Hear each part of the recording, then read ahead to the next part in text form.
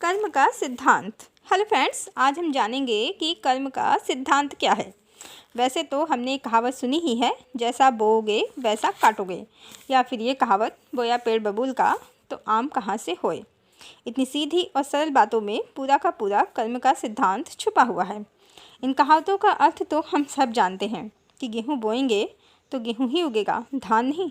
बबूल का पेड़ लगाएंगे तो बबूल ही उगेगा, आम का पेड़ नहीं। कितना सरल है कर्म का सिद्धांत और कितना सटीक है इसका फल। एकदम गणित की तरह, जिस तरह 2 + 2 = 4 ही होते हैं, बदल कर 5 नहीं हो सकते, उसी तरह हमारे किए गए कर्मों का फल भी एकदम सटीक होता है, बदल नहीं सकता। तो अब हमें क्या करना चाहिए? कुछ नहीं, बस आम खाने हैं तो आम का ही पेड़ लगाना चाहिए, बबूल का नहीं। अर्थात यदि जीवन में आनंद चाहिए, सुख चाहिए, सम्मान चाहिए, प्रेम चाहिए, तो हमें अपनों को और दूसरों को यह आनंद, सुख, प्रेम और सम्मान प्रदान करना होगा। हम न्यूटन का क्रिया प्रतिक्रिया नियम तो जानते ही हैं।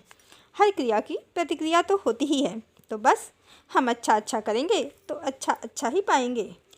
प्रेम, दया, सेवा, क्षमा, त्याग, इन सद्गुणों को अपनाएंगे और इनसे प्रेरित होकर अपने कर्म करेंगे तो कर्म का सिद्धांत हमारे व्यक्तित्व और जीवन दोनों को आदर्शमय बना देगा। और फिर हम स्वयं का ही नहीं अपितु अपने आसपास रहने वाले सदस्यों का भी जीवन सुंदर बना सकते हैं, प्रेममय बना सकते हैं।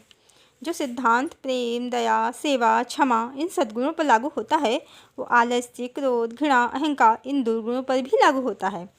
अब सब कुछ हम पर निर्भर करता है कि हम क्या चुनते हैं, हमें कौन सा मार्ग पसंद है, आम का या बबूल का, सद्गुणों का या दुर्गुणों का। जो भी हम अपने व्यक्तित्व रूपी मिट्टी में बोएंगे वैसा ही हम और हमारा व्यक्तित्व बनेगा। जैसा हमारा व्यक्तित्व होगा वैसी ही हमारी कार्यशैली होगी। हमारी कार्यशैली ही हमारे कर्मों का निर्माण करती है और हमारे कर्म ही हमारा जीवन बनाते हैं। कहने का सार ये है कि सब हम पर ही निर्भर है। हम जैसे गुण अपनाएंगे, जैसे ही कर्म करेंगे, कर्म का सिद्धांत हमें एकदम सटीक वैसा ही फल अर्थात जीवन प्रदान करेगा।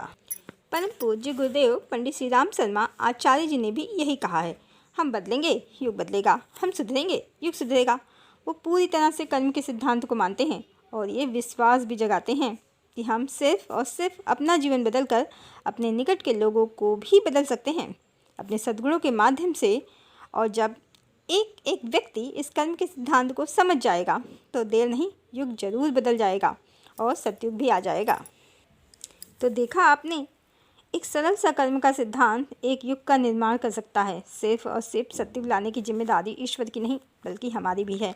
आखिर हमें ही चाहिए सतयुग, चारों ओर प्रेम, शांति, करुणा का संसार।